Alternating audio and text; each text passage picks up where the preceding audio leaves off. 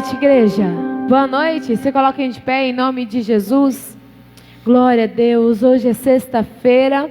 Nós buscamos ao Senhor para a liberdade. Amém?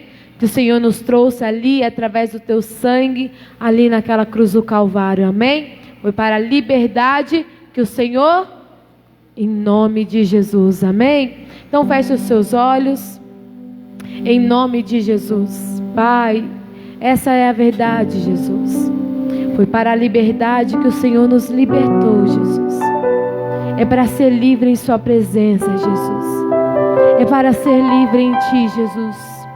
O castigo, meu Pai, que hoje nos traz a paz, estava sobre ti, Jesus. Tudo já foi entregue ali naquela cruz, Deus. Todo fardo, meu Pai, o Senhor diz, pode lançar sobre mim. Ah, Pai, quantas pessoas, meu Pai, sofrem com esse mal de ansiedade, de depressão, Jesus. Porque talvez não entenderam, meu Pai, que o Senhor já levou lá naquela cruz. E que ele e ela não precisa mais carregar esse fardo, Jesus. Que ele e ela não precisa mais carregar isso, Jesus. Quantos precisam, meu Pai, do teu bálsamo nessa noite? Quantos precisam de ti, Jesus? O Senhor é a luz do mundo. O Senhor é a salvação para nós. O Senhor é a verdade e o caminho, Jesus. O Senhor é a vida, Pai. O Senhor é aquele que dá, Pai. O Senhor é aquele que levanta, mas também é aquele que abate, Jesus. O Senhor é paz, o Senhor é justiça, o Senhor é amor, ó Deus.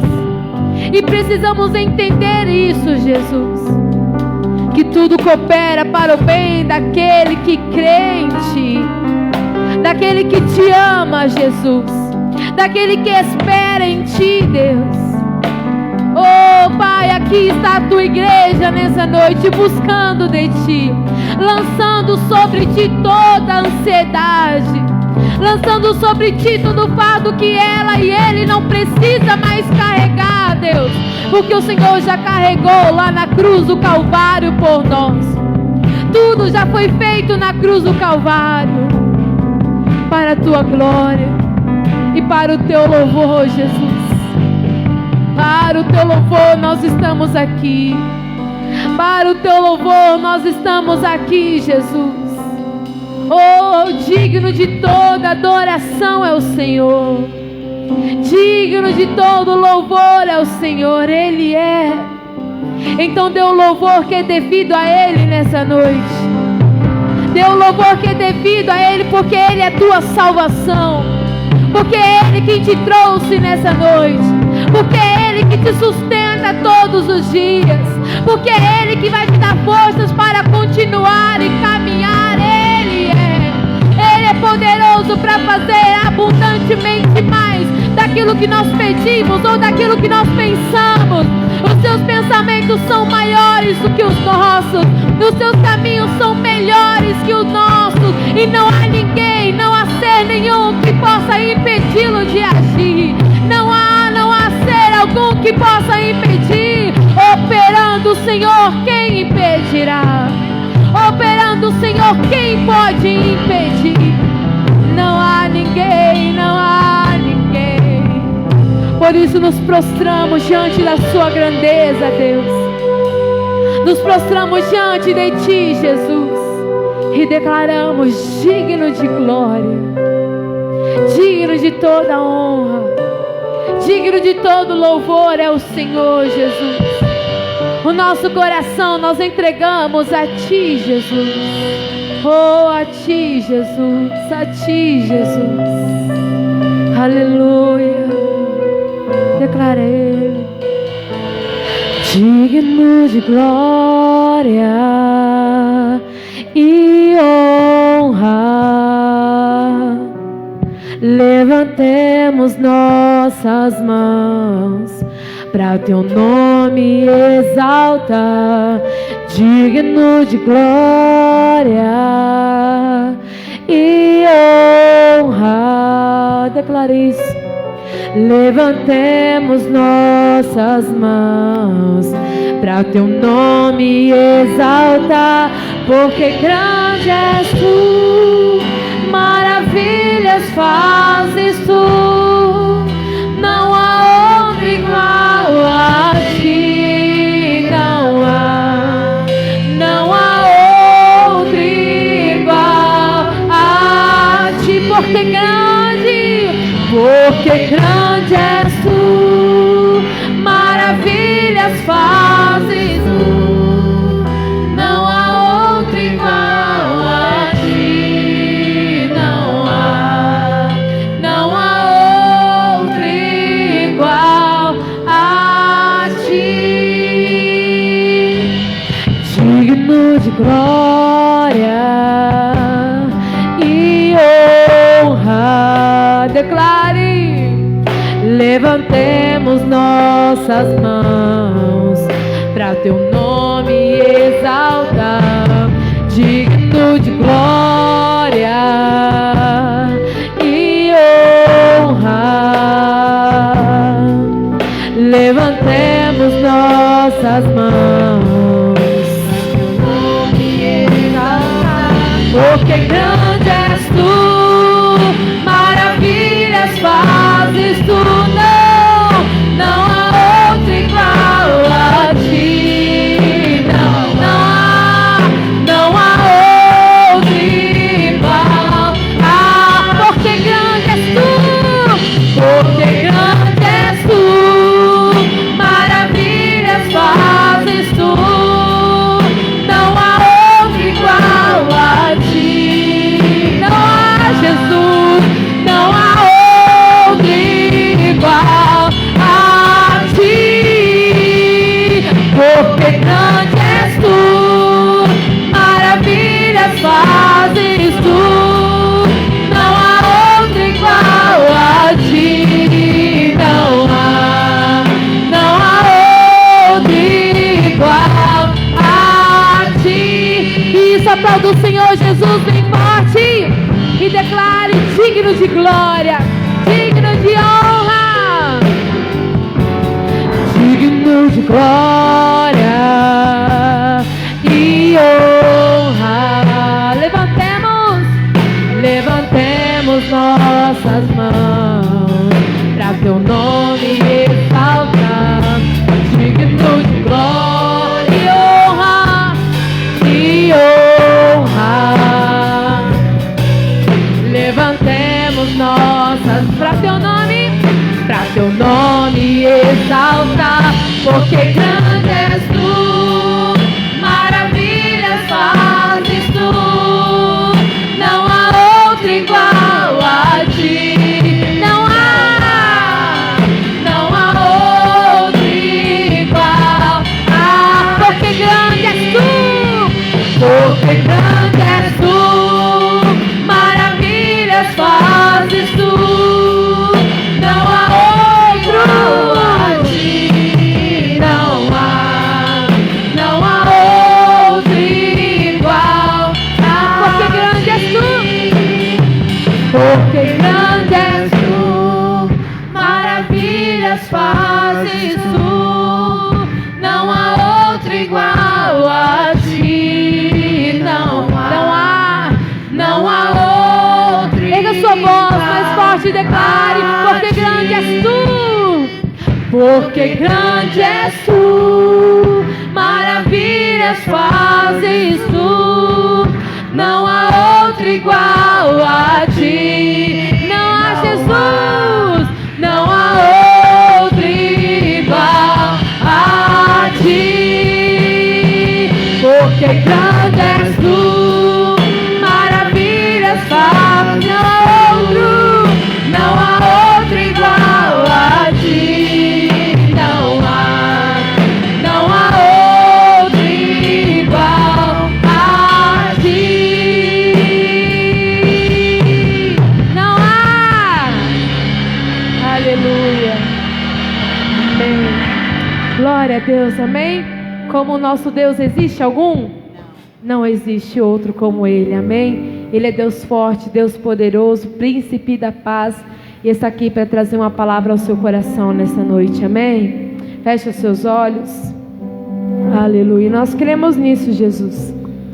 Que o Senhor irá plantar uma palavra em nosso coração, que vai nos ensinar, Jesus, que vai nos orientar mais uma vez, que vai nos ajudar a caminhar, Deus, que vai continuar, meu Pai, olhando para Ti, Jesus.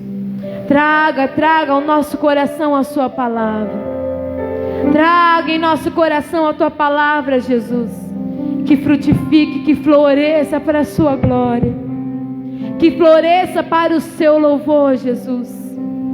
Oh, como diz essa canção, Jesus, porque não há outro como Tu. Maravilhas faz o Senhor, maravilhas faz Tu, Jesus. Então faz em nós, as Suas maravilhas. Porque aqui hoje, meu Pai, é um povo sedento pela Tua presença. Porque aqui hoje é um povo sedento, Jesus, por essa palavra, Deus. Fome e sede de Ti há em nosso coração, Deus. Vem matar a nossa sede, porque a Tua palavra nos declara, Jesus, todo aquele que tem sede, vem até a mim. Oh, eu quero dessas águas da vida, Jesus. Eu quero dessas águas da vida fluindo em mim, Jesus. Oh, a Tua palavra vem como escudo. Vem como escudo a nossa alma. Penetra na nossa alma, o nosso coração, Jesus. É ela que queremos guardar em nosso coração. É ela que queremos guardar em nosso coração. Porque como um homem, Jesus, que achou um tesouro, Deus, ele saiu e vendeu tudo aquilo que ele tinha, Deus. Ele vendeu tudo aquilo que ele tinha porque ele achou algo precioso. E tudo aquilo que ele tinha, meu Pai, não se comparava àquilo que ele achou, Deus. E é assim o Teu reino quando nós Te encontramos, Jesus. É assim em Tua presença quando nós Te encontramos, Jesus. Não há tesouro maior, Jesus, do que a Tua presença, do que a Tua glória em nós. É por isso que guardamos a Sua palavra em nosso coração e queremos viver, ó Deus. Não há tesouro maior. Tua palavra esconde, guardada no meu coração, pra eu não pecar contra Ti, Senhor. A Tua palavra escondi minhas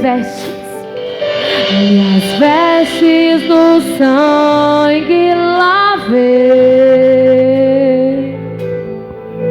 e das Tuas águas bebi, pra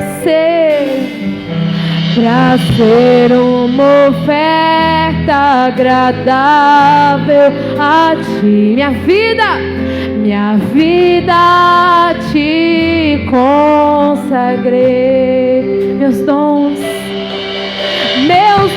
e talentos são pra Te ser. Meus dons preciosos são Teus. Não vejo razão não há razão, Jesus. Tu és meu Senhor e meu Deus. Assim como o fogo refina, vem a Tua obra em mim, vem Tua obra em mim completa, até que o mundo possa ver Tua glória em meu rosto brilha. A Tua palavra, aleluia, declare isso nessa noite. A Tua palavra esconde, guardada guarda no meu coração, pra eu não pecar contra ti. Senhor, a tua palavra esconde minhas vestes do sangue lavei, dessas águas eu bebi e das tuas águas bebi, pra ser uma oferta agradável a ti. Minha vida te consagrei. Pega sua voz e declare: meus dons e talentos são pra ti. Meus dons preciosos, meus dons preciosos são teus. Não vejo razão na minha vida. Tu és o meu Senhor, tu és meu Senhor e meu Deus. Assim como fogo, assim como fogo, vem a tua obra em mim, vem tua obra em mim completar, até que o mundo possa ver tua glória em meu rosto. Meus dons e talentos são pra te servir. Meus dons preciosos são teus. Não vejo razão da minha vida sem tu és o meu Senhor. Tu és meu Senhor e meu Deus.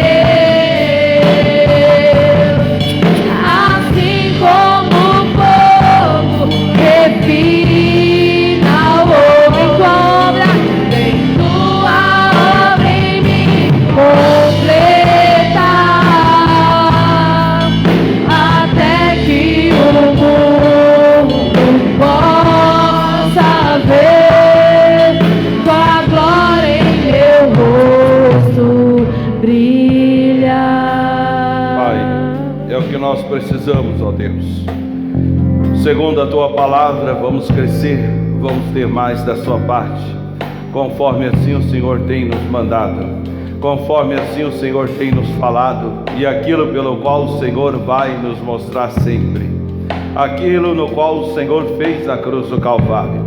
Lá o Senhor nos deu tudo o que precisávamos, lá o Senhor nos deu tudo o que nos era necessário, e por isso, Deus, vamos usufruir.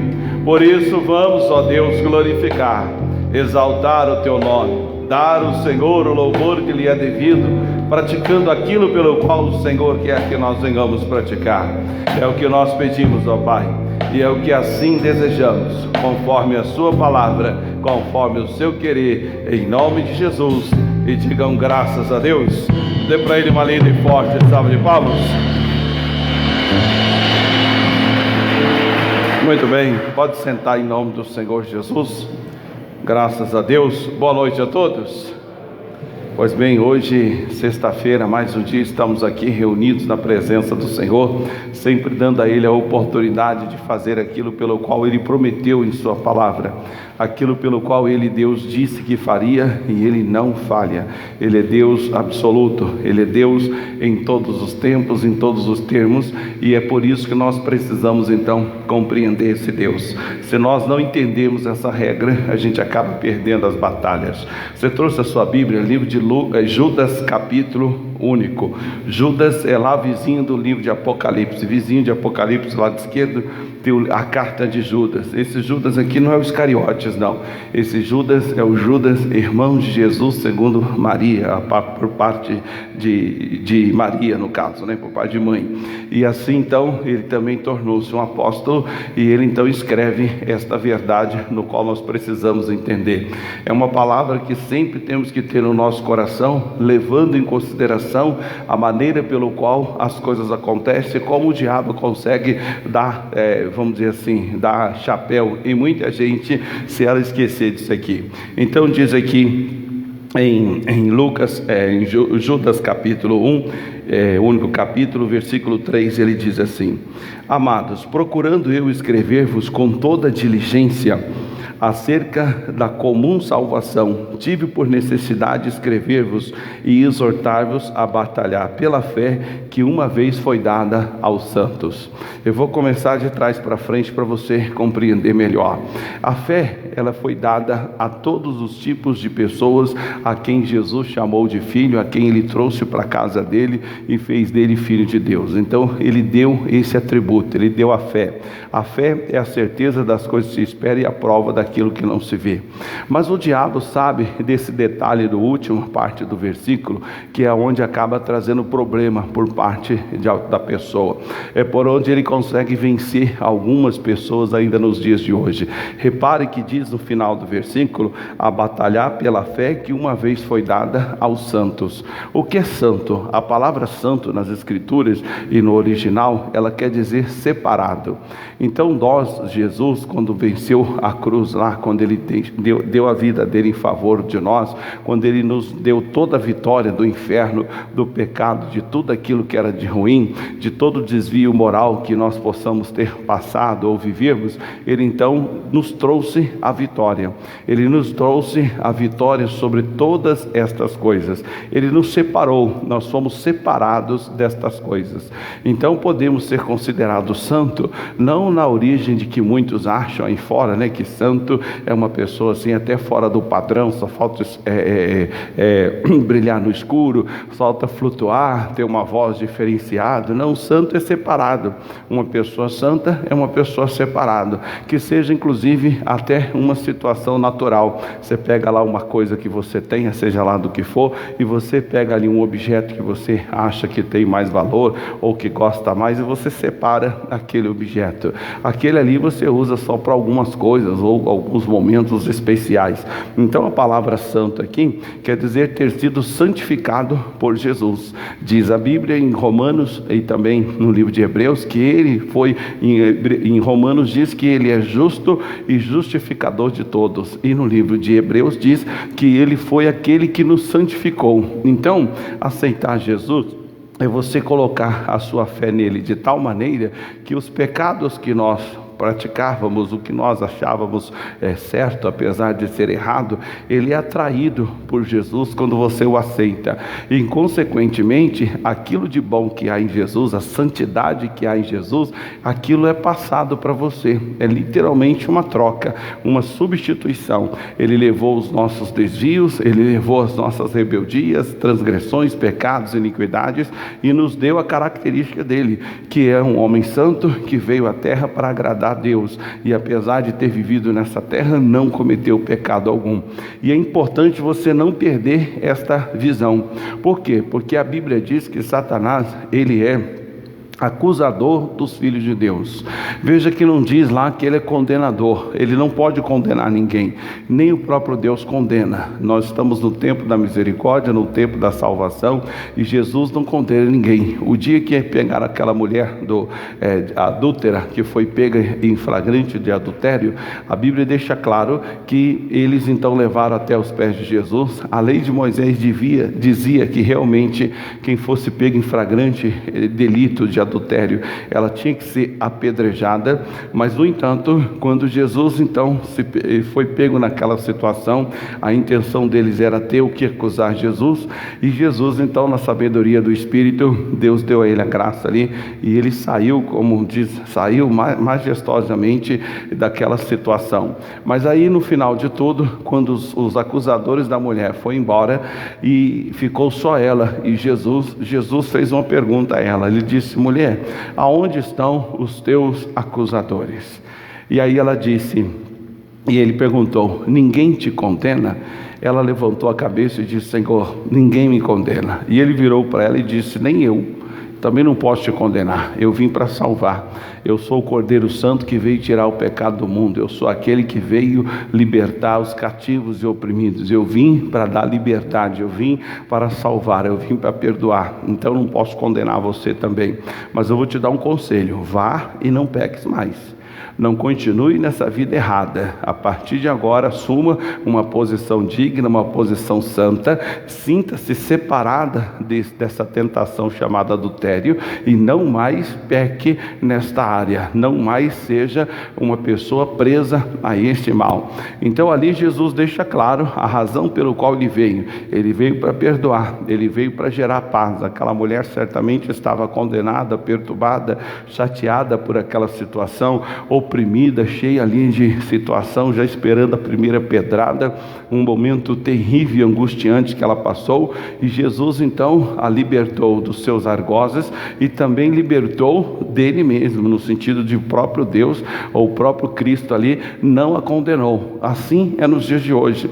Jesus não pode nos condenar, ele não pode, porque ele não tem essa natureza. Ele veio para salvar. Ele é o justo advogado, diz João capítulo 1, 1 João capítulo 2, versículo 1, diz que: assim vos escrevo essas coisas, filhinhos, para que não pequeis. Mas se pecardes, saiba ou sabemos que temos um justo advogado diante de Deus, que é Jesus, que morreu pelos nossos pecados.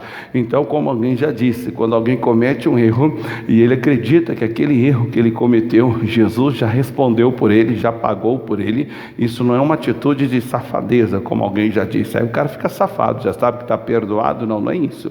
O fato é que viver nessa terra sem cometer pecados, erros, deslizes, ninguém consegue. Então, por essa razão, quando ele imputou sobre nós, que quer dizer colocar a justiça, ele colocou a justiça para sempre. Então, em todo o tempo aqui na terra, nós vamos viver tendo consciência daquilo que é certo e o que é errado, e a gente evita o errado e pratica o certo. Mas se acontecer, por qualquer motivo que seja, ter um tropeço e cometer o errado, Jesus é advogado. Ele está ali para nos defender. Está lá em 1 João. Agora, se você não souber disso, você pode cair em tentação na mão de Satanás. Por quê? Olha o que diz Apocalipse capítulo 12. É o próximo livro aí. O último da Bíblia e o próximo aí do lado esquerdo, lado direito. Apocalipse capítulo 12. Aqui fala o porquê que nós não podemos ter esse tipo de conceito, né? Por que nós não devemos dar lugar ao diabo? Ele deixa claro aqui, ó, versículo 10, Apocalipse 12, 10, diz assim: e ouvi uma grande voz no céu que dizia: agora chegada está a salvação. Veja, então a salvação já chegou, já está entre nós. Chegada está a salvação e a força do reino do nosso Deus e o poder do seu Cristo. É o tempo em que nós vivemos. A salvação está chegada, a força de Deus está de volta nas nossas vidas. Por isso Jesus diz que nós devemos buscar em primeiro lugar o reino dos céus. Tem gente que não entende isso muito bem, ela fica a vida inteira buscando o reino dos céus. Mas se você ler na sequência, isso foi Mateus 6,33, se você ler a sequência do próprio Mateus, no capítulo 12, Jesus fala o que é o reino reino dos céus? Ele diz assim: se eu expulso o demônio entre vós, porque consequentemente é chegado até vós o reino dos céus. Então, e ele fala: eu expulso o demônio pelo Espírito de Deus. Lá no livro de Atos, capítulo 1, versículo 8, fala que nós receberíamos poder ao descer sobre nós o Espírito Santo. Nos versículos anteriores, os discípulos perguntam: Senhor, quando o Senhor restaurará o reino de Israel? E aí então Jesus diz: bom, isso aí pertence ao Pai, não cabe a nós, é da autoridade do Pai. Mas ali quer dizer, entre outras palavras, que o reino dos céus, de novo, atuante sobre nós, quer dizer a presença do Espírito Santo, aquele que está cheio do Espírito. Você tem que se encher do Espírito e viver cheio do Espírito. E é uma coisa importante que você entenda isso e não confunda as coisas. Veja bem, uma pessoa que é viciada em cachaça, em vinho, em bebida, e não deveria, mas vamos dizer que ela seja, ela tem consciência de que quando ela toma aquela bebida ali, momentaneamente ela fica feliz, ela fica alegre e tal, e muitos fazem até besteira porque está sob o efeito da bebida, e depois então aquele efeito passa. Ele sabe que ele vai ter que beber de novo, caso ele queira sentir aquilo de novo. Espiritualmente falando, nós somos cheios do Espírito, somos repletos do Espírito Santo. Porém, para fazermos e executarmos algumas missões em especial, nós temos que nos dedicar e nos consagrar a Deus para aquilo. Nós temos que buscar para aquela coisa específica, para aquele momento específico.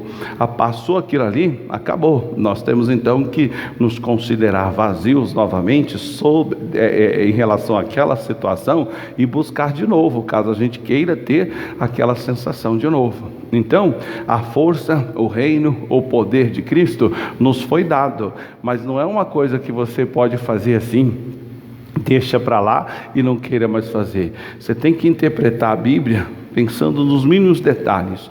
A Bíblia fala de Gênesis, por exemplo, a respeito de Jesus, que lá não se sabia ainda a sua imagem, não se tinha ainda encarnado, mas ele estava lá, foi ele que criou todas as coisas e fez tudo. Diz a Bíblia que todos os dias, na viração do dia, ele vinha falar com Adão, a sua criação. Adão e Eva estavam lá no jardim, e o Adão e a sua companheira vinham falar com Jesus todos os dias, na viração dos dias. Lá, Gênesis quer dizer princípio, início. Ali é o segredo, ali já é a demonstração do que Deus planejou para o homem. Agora repare que enquanto Adão e a sua companheira Eva não havia comido do fruto, não havia feito nada de proibido, enquanto eles estavam na obediência cega ao que Deus lhes mandou, eles tinham coragem de vir falar com Jesus. Quando Jesus, sabe Deus, né? Se ele fazia algum barulho ou não, mas enfim, se eles percebiam a presença de Jesus, mas o fato é que eles vinham abertamente falar com Cristo, eles vinham para ter uma comunhão com Jesus. A partir do momento que ele pecou, que ele comeu do fruto, ele e a sua companheira, os olhos deles se abriram, eles passaram então a sentir-se condenados, eles passaram a sentir-se mal por ter desobedecido a Deus. Naquele dia, quando Deus os chamou para conversar com eles, Adão, ao invés de vir para a presença de Deus, ele se escondeu de Deus, ele correu para trás de uma árvore. Assim é a característica de quem está no pecado. Quem está fazendo aquilo que não lhe agrada a Deus, não agrada a Deus, e ele sabe disso, ele sabe que Deus já falou com ele, que ele tem que parar, que aquilo é errado, e ele insiste, naturalmente ele não tem essa disposição para se aproximar de Deus. É mais provável ele correr, é mais provável ele deixar de vir à igreja, ele deixa de orar, ele deixa de vir à igreja, ele deixa de ler a Bíblia, ele deixa de crer nas Escrituras. Por isso que o pecado é destrutivo, por isso que o pecado separa o homem de Deus, porque o próprio homem se sente rejeitado e ao mesmo tempo sente como se Deus não quisesse mais nada com ele. Se você ler a história, você vai ver que ali, naquele ato pecaminoso de de Adão, naquela mesma situação Deus mostrou o outro lado dele, o lado misericordioso. Ele perdoou Adão, ele simplesmente tirou as vestes de figueira que ele tinha feito, ele e a Eva, e o próprio Deus os cobriu com uma pele de cordeiro, e matou um cordeiro certamente, e tirou a pele e cobriu, fez para eles uma pele uma veste de pele de animais, representação da cruz do Calvário. Foi assim que Jesus fez por nós. É como se Deus tivesse tirado a pele, e no caso aí a natureza, a personalidade, a capacidade, a habilidade, a natureza de Cristo, e vestiu a cada um de nós com essa natureza. Foi o que ele fez lá no Éden. Assim como ele vestiu Adão e Eva de pele, ele então vestiu a mim e a você da salvação eterna. Mas temos que ter essa consciência. O Satanás tem acesso à vida daqueles que não entendem isso e não descobriram ainda que são mais que vencedores se viverem na santidade. Não é religiosidade. Tem gente que é religioso, se acha até melhor que os outros, porque não faz isso, não faz aquilo, não faz aquilo outro. Não, ser santo é ser separado. É ser separado de tudo que Deus condena. E não é só aquilo que a gente acha muito ruim. A pessoa, por exemplo, você chegar para uma pessoa e falar assim: irmão, é proibido falar palavrão, por exemplo. Ah, sim, é proibido. Ah, que santo. Então tá certo, é proibido. É proibido furtar? É proibido. É proibido isso? Aí você pergunta: é proibido ficar com raiva de alguém? Mas aí só tem que entender. Quer dizer, a pessoa acha que na cabeça dela ficar com raiva de alguém, ficar magoado, ficar ressentido, não é tão pecado. É aquele que também gera contenda. A Bíblia diz que Deus odeia e detesta aquele que semeia contenda entre os irmãos, mas a pessoa acha um motivo para continuar na prática do pecado. Essa mesma pessoa, é provável, se você perguntar para ela se adultério é pecado, ela vai falar: não pode adulterar não, está amarrado. Mas falar mal da vida dos outros, causar briga entre pessoas, contenda, aí pode, porque afinal de contas e tal e tal. Quer dizer, é aí que o diabo tem acesso à pessoa. Por isso, o Adão e a Eva é o maior exemplo que tem em relação ao pecado. Agora, onde é que eu quero bater na tecla aí? Lá naquele momento da criação, quem colocou a natureza dele no Adão foi o próprio Deus. Ele inspirou, jogou para dentro. Ele encheu o Adão com a sua própria natureza. Agora veja o detalhe: o Adão passou a ser um ser vivente. Se Deus quisesse relacionar, se fosse um relacionamento somente da parte de Deus, para que Deus ia vir falar com Adão, sendo que ele, Deus, jogou ele próprio dentro do Adão? Ele ia vir falar consigo? Ia vir falar com si mesmo? Claro que não. A partir do momento em que ele te dá a natureza dele, é justamente para possibilitar você manter contato com ele. Nós mantemos contato e comunhão com ele. Se você não entender isso, fica aqueles crentes xarope que bate no peito e diz: porque Deus me ama. Porque Deus me ama, porque o Senhor é por mim, quem será contra? Sim, mas para isso ser uma verdade na sua vida, para você usufruir do amor dele, você tem que corresponder. Você tem que ser como Adão e Eva. Você tem que ter comunhão com ele. Você tem que se aproximar dele todos os dias. Você tem que ir até ele em oração. E tudo isso por quê? Para que você viva aquilo pelo qual ele te deu por meio da santidade. Olha o que diz o final do versículo: o poder do Cristo, porque já o acusador dos nossos irmãos, veja que a função dele é acusar, o acusador dos nossos irmãos é derribado, o qual diante do nosso Deus acusava de dia e de noite. Aí ele diz: eles o venceram pelo sangue do Cordeiro e pela palavra do seu testemunho, e não amaram a sua vida até a morte. Quando ele diz aqui eles o venceram, ele está falando aqueles que creem em Cristo, que no caso somos nós. Mas diz aqui que nós o vencemos pelo sangue de Jesus e pelo testemunho da sua palavra. Que isso quer dizer o quê? Aquilo que ele fala ao seu coração, aquilo que ele põe dentro de você, ou que você descobre nas escrituras sagradas, e você assume aquilo, você crê naquilo, você passa realmente a ter aquilo como um testemunho para você. E aí cumpre-se o que eu já preguei aqui um tempão sobre Isaías 43:10, que diz: vós sois minhas testemunhas, meu servo a quem escolhi. A pessoa cresce, ela passa a entender que antes de Deus, Deus nenhum se formou, e nem depois dele, Deus nenhum haverá. Ou seja, o próprio Deus passa a ser Senhor absoluto da vida dessa pessoa. Aí só vai restar uma coisa para ela sempre vigiar: o quê? O pecado. O pecado é o nosso inimigo constante, e vai ser até enquanto nós estivermos aqui na terra. O diabo é inimigo, mas já foi vencido. Em nome de Jesus você amarra ele, acabou, não pode nada contra você. Em nome de Jesus você expulsa todo o mal. Mas o pecado é uma escolha. O pecado é uma decisão do coração da pessoa, e se ela estiver decidida, ainda que saiba que aquilo é errado, mas ela acha que já que ela é de Deus, Deus entende, ou senão ela diz assim: porque eu estou com muita vontade, é porque eu não resisto a essas coisas, porque eu acho interessante. É o caso de Davi. Repare, em parte alguma do caso do pecado de Davi, em parte nenhuma faz menção de Satanás. Em parte nenhuma do erro que Davi cometeu tem ali uma expressão falando sobre Satanás. Tem uma outra parte que ele faz uma coisa lá que Deus não quis, que ele contou o povo e tal. Aí diz a Bíblia que Satanás induziu a Davi, ou a tentação para Davi. Mas no caso de Betsaba, não fala. Ali não tem parte alguma que fala que o diabo falou com Davi, ou falou com a Betsaba, ou coisa do tipo. Ali Deus escreveu daquele jeito para a gente entender na literalidade da letra e compreender que, mesmo sendo santo, mesmo sendo ungido de Deus, você não perde o seu domínio, você não perde a sua capacidade de decisão.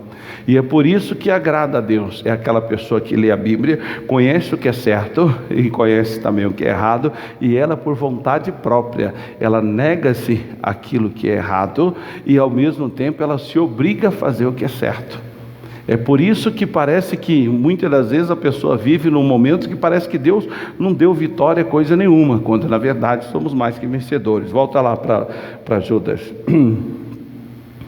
O versículo é o 1, onde nós estávamos. O capítulo, aliás, o único versículo 3. Ele deixa claro aqui essa verdade que nós não podemos esquecer. Então, voltando aí à explicação, ele diz lá: batalhando, exortai-vos a batalhar pela fé que uma vez foi dada aos santos. Essa fé foi dada a todo aquele que foi santificado por Jesus Cristo. Todos os santos adquiriram o direito de ter essa fé. E aí ele diz mais, voltando de trás para frente: e tive por necessidade de escrever. Então, quando ele fala aqui necessidade de escrever, ele está se referindo que eu e você temos necessidade de ler aquilo constantemente, de ter diante dos olhos. Se fosse só para ouvir, seria mais difícil guardar, mas está escrito, você pode ler. Por isso é importante ler a Bíblia sempre, constantemente. E aí ele diz, de trás para frente ainda: a diligência, ao falar com diligência acerca da salvação comum, ou seja, a salvação que ele deu lá na cruz do Calvário foi para todo mundo, é igual, é comum, não é uma coisa especial para um e para outro diferenciada, não, é comum. Comum aqui quer dizer salvação igual para todos, a fé é igual para todos, a necessidade da batalha pela fé é igual para todos, todos foram feitos santos, é tudo igual. E aí ele diz, na sequência ainda, de trás para frente: amados, procurando eu escrever com toda diligência. Então veja, nós somos amados de Deus, nós fomos feitos santos, e temos que batalhar pela fé uma vez que nos foi dada. Então o segredo aqui é não perder essa essência da santidade, porque se você estiver fazendo aquilo que Deus desaprova, aquilo que Deus condena, você não consegue se aproximar de Deus como deveria. Você age igual Adão e Eva, você ouve a voz de Deus, mas se esconde. Você desacredita que pode ter aquilo, porque você sabe que está no vermelho. O livro de Colossenses capítulo 1, versículo 12 e 13. Colossenses capítulo 1,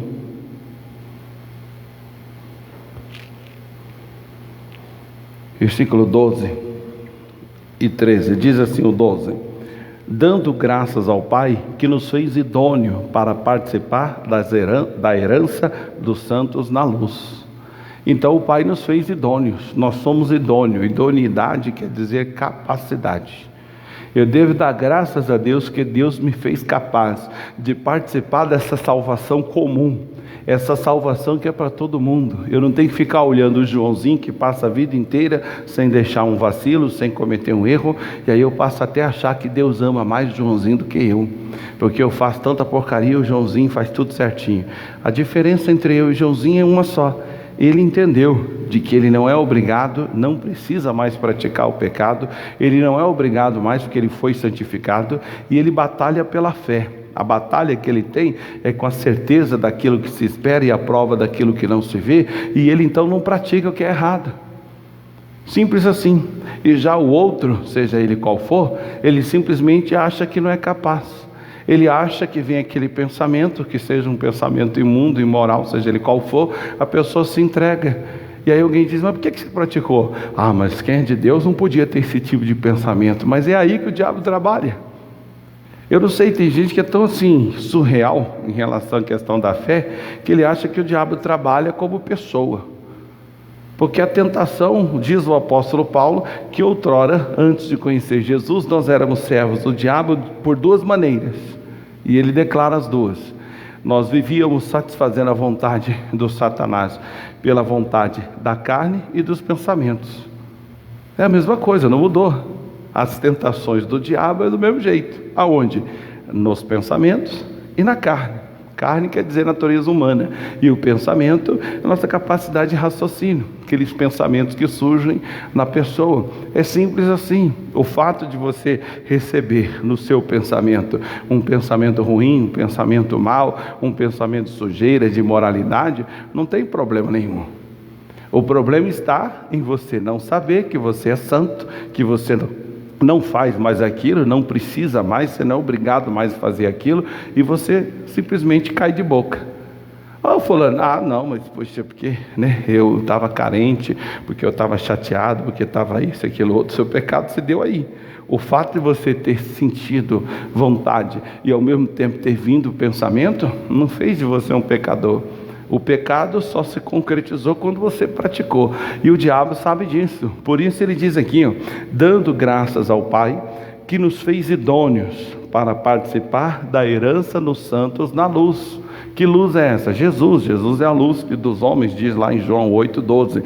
Então, ele nos fez capazes, idôneos. Eu sou idôneo, você é idôneo. Há idoneidade em nós, que quer dizer capacidade para participarmos de toda a herança que Jesus Cristo nos deixou nos santos na luz. Que luz? A luz da glória do Evangelho de Jesus Cristo, que é a imagem de Deus. Eu tenho essa idoneidade, você tem, nós somos idôneos, capazes de participar dessa santa herança que Ele nos deu. Agora é uma questão de escolha. Se você deixar de ser santo, você deixa de batalhar.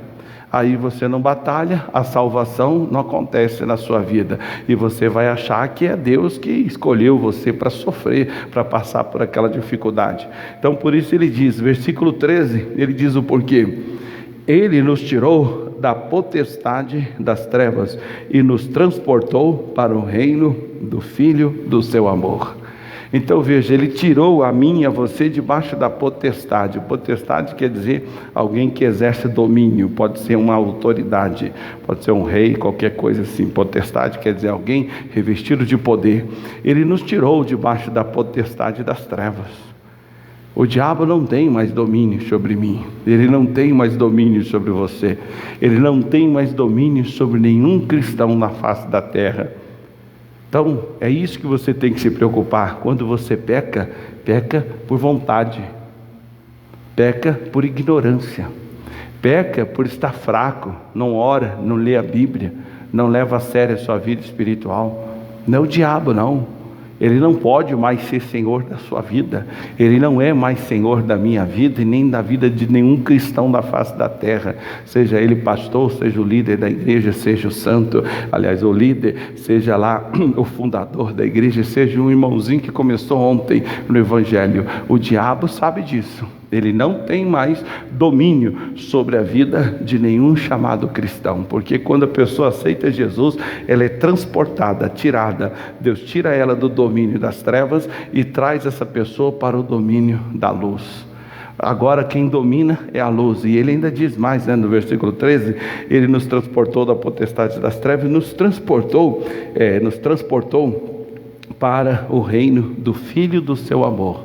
E é esse amor de Deus que nos dá vitória sobre tudo. A Bíblia diz que em todas estas coisas somos mais que vencedores por aquele que nos amou. Então, irmão, cuidado para você não se situar e achar que para você tudo é mais difícil. Você não precisa, nem eu, nem ninguém precisa fazer uma mega ultra consagração para Deus abrir as portas e dar uma vitória. A vitória já me foi dada, a menos que eu viva numa carne tão grande, a menos que eu seja tão desconhecedor das Escrituras, que eu não sou capaz de me firmar na Bíblia ou no que está escrito. Aí sim eu preciso me consagrar e tal, para aquilo entrar em ação e eu sentir a força de Cristo para me poder usufruir daquela bênção. Mas depende de você compreender. Essa é a situação. Por isso lá no livro de Oséias, capítulo 4, já no Velho Testamento, lá atrás, ele já escreveu e deixou claro: porque o meu povo foi destruído, porque lhe faltou conhecimento. O que destrói é ignorância. E aliás, diga de passagem, a palavra ignorância quer dizer desconhecimento, e desconhecimento quer dizer trevas. E Satanás é príncipe das trevas. Ele atua na sua ignorância, ele atua no seu desconhecimento bíblico, ele atua na sua preguiça de ler a Bíblia, de orar. Ore mais, leia mais a Bíblia, você vai ver se você vai sequer ter algum tipo de problema que você vai poder reportar ao diabo, não, porque o Satanás, você vai ver que, como alguém já disse, quanto mais você conhece o tamanho de Deus, menor são os seus problemas, menor são os seus inimigos, e consequentemente você vai entender o que Jesus fez com Satanás. O Kenneth Hagin conta num livro chamado Autoridade do Crente, que quando ele estava sendo tentado, muitas das vezes ele leu na Bíblia a palavra aniquilar, e a Bíblia diz que Jesus aniquilou aquele que tinha, veja, passado, tinha o império da morte. E esse que tinha, quem era? O diabo. Jesus o aniquilou. E aí ele leu o significado da palavra aniquilar. Aniquilar quer dizer transformar em nada. E aí ele conta num livro, a Autoridade do Crente, acho que é o nome de Jesus também, ele fala que quando vinha tentações contra ele muitas das vezes se reportava ao diabo como nada. Já vence nada, enchia a paciência. Você não tem vergonha na cara, né? E tal, e ali já dava um peteleco e vencia o diabo. Ele passou a chamar o diabo de nada, porque a palavra aniquilar quer dizer transformar em nada. Então como é que eu posso ter medo de nada? Como é que eu posso ser derrotado por nada? Como é que eu posso perder para nada? Isso prova a minha ignorância, meu desconhecimento bíblico, meu desinteresse em amar a Deus, em orar, em ler a Bíblia. Por isso parece que o diabo é grandão, imenso, gigante ainda. Parece que Jesus não fez coisa nenhuma. Quando você entende o Evangelho, quando você se aplica ao Evangelho, que se dedica a ele, você vai ver que realmente o Satanás é nada. É o nome que ele deve ter, nada. Foi assim que Jesus fez com ele, aniquilou, ou seja, transformou ele em nada. Aí eu repito a pergunta: como é que nada vence você? Como é que nada te assusta? Como é que nada consegue machucar você? É uma coisa errada, mas aí eu repito para a gente finalizar: é a falta de ler a Bíblia, é a falta de comunhão com Deus, é falta de entendimento das Escrituras. Às vezes se ouve tanta besteira na vida de crente que está há anos na igreja. Jesus, o camarada não entendeu até hoje que ler a Bíblia não é quando ele vem para a igreja, não. Ler a Bíblia é contínuo, é comum, é para quem quer ter mais de Deus, é para quem quer manter comunhão com Deus. Ele faz isso diariamente. Sem contar alguns, que esses dias o pastor estava dando uma mensagem, aí ele até falou que foi difícil retomar o raciocínio. Ele conversando entre pastores, o pessoal, aí um cidadão, um irmão, deve ser daquele que não lê a Bíblia, não se interessa, virou para ele: pastor, como está escrito na Bíblia, quem não chora não mama. Falei, irmão, pelo amor de Deus, onde é que... Olha a cabeça do camarada. Como assim? É o caso. Uma vez alguém aqui dessa igreja, como de muitas outras, pastor, onde é que está na Bíblia que se Deus não permitir não cair uma folha de uma árvore? Isso não existe, não está na Bíblia isso, nunca esteve. Alguém inventou, diz a Bíblia sobre pássaro, a Bíblia fala sobre cabelo, que Deus conhece cada um do cabelo que está na nossa cabeça, que não cai um pardal do céu sem que Ele permita, mas folha não tem nenhuma parte da Bíblia. Mas quem crê nisso? Quem não conhece a Bíblia, quem não lê, quem não se interessa. Então esta é a regra, a salvação é comum, é igual para todo mundo. A diferença dos que perdem e dos que ganham é porque os que ganham leem a Bíblia, acreditam, praticam, sabem dizer não para o diabo ou para as tentações. E os que não sabem, não leem a Bíblia, não creem na vitória da cruz do Calvário, caem de boca no pecado, não, porque o diabo, como assim diabo? O que o diabo tem a ver com isso? Então, o diabo é assim, nada, foi aniquilado, transformado em nada. Agora, alguns são tão derrotados, igual um camarada desse, o cara crê que está na Bíblia, quem não chora não mama, como assim? Absurdo. E assim tem muita gente que acredita num monte de coisa que Jesus nunca falou. Então fica aí o recado para você não cair na tentação de achar que no seu caso tudo é diferente, viu? Salvação é igual para todo mundo. O detalhe é ser santo, santificado pelas Escrituras. Fecha os olhos, Pai. Em nome de Jesus, nós cremos nessa verdade, e essa é a verdade que nós temos que colocar no nosso interior, porque diz a Tua palavra que o Senhor falava para os judeus que criam no Senhor, e todo aquele que permanece, esse será meu discípulo, e conhecereis a verdade, e a verdade vos libertará. A verdade é direito daquele que permanece, é direito daquele que permanece batendo na porta para o Senhor abrir-lhe o entendimento, para o Senhor lhe mostrar uma escritura, lhe mostrar uma promessa, uma bênção, uma coisa no qual ele precisa receber e dela usufruir. É essa a promessa que ele precisa, essa é a promessa que ele tem que usufruir, essa é a graça, meu Pai, que ele tem que ter na sua alma, no seu entendimento. E por isso, meu Deus, estamos orando hoje, pedindo esta graça, para que não venhamos nunca mais cair em tentação, que seja esse, meu Deus, o verdadeiro tempo, ou um novo tempo que essa pessoa viva, o tempo da responsabilidade cristã, o tempo de estar ligado contigo, de estar vivendo na sua presença, fazendo o seu querer, usufruindo da sua graça e glória. Esta é a regra, Pai. É assim que nós viveremos, é assim que estaremos sempre glorificando e exaltando o nome santo do Senhor, dando-lhe o louvor que lhe é devido, através da vitória que tu tivestes na cruz do Calvário. Pai, eu vou usar agora o seu poder e autoridade em favor de parentes, amigos e familiares que ainda não conhecem os seus direitos em Cristo, que ainda não conhecem a vitória que obtiveram através do seu amor. Então eu vou agora, meu Deus, numa batalha espiritual. Eu vou agora, meu Deus, em favor de todos os membros da igreja, e seja em relação a qualquer familiar, seja em relação a qualquer um que faz parte da família, não importa o grau de parentesco, mas a tua palavra diz: será salvo tu e tua casa.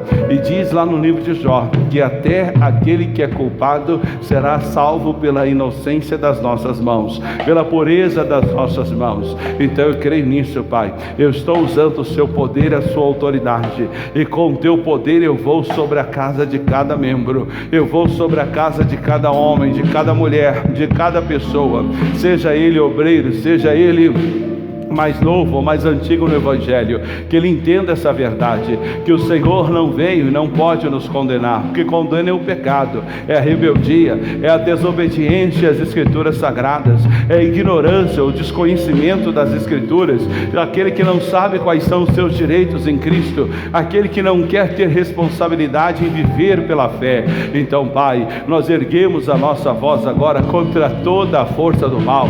Não importa o seu nome, Satanás, não importa qual a área que você esteja atuando, não importa o tamanho do vício que você colocou nesse jovem, não importa o tamanho da obra que você nele executou, não importa o tamanho, a quantidade de pecado que ele cometeu, importa a grandeza do nosso Deus, e é no nome, na autoridade, no poder que há no nome de Jesus, que eu agora exijo que toda e qualquer maldição, que toda e qualquer situação contrária, que toda e qualquer mal vá embora, que desapareça, que suma da vida deste homem e dessa mulher, que vá embora com tudo que representa você, que tudo que lhe pertence, todas as obras, doenças, infecção, inflamação, você demônio da esquizofrenia, você demônio da depressão, você demônio da briga, da contenda, da cachaça, do vício, você que coloca esses desejos, esses impulsos na vida deste homem e dessa mulher, nós exigimos agora que vá embora,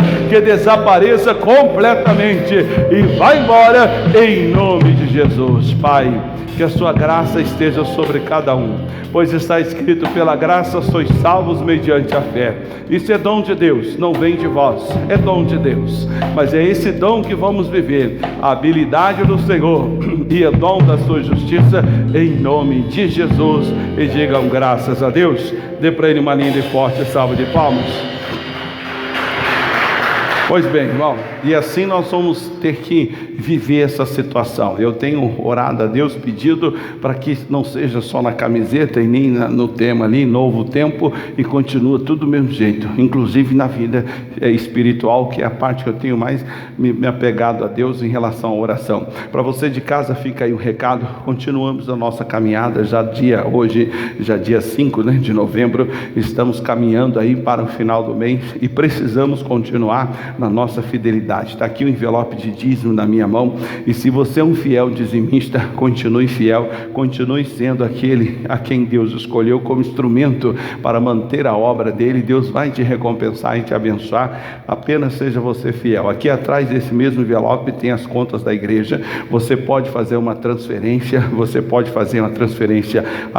eletrônica e depois mandar para nós via WhatsApp. Você mande para mim ou da minha auxiliar o WhatsApp aqui da igreja, representando um membro aqui da igreja.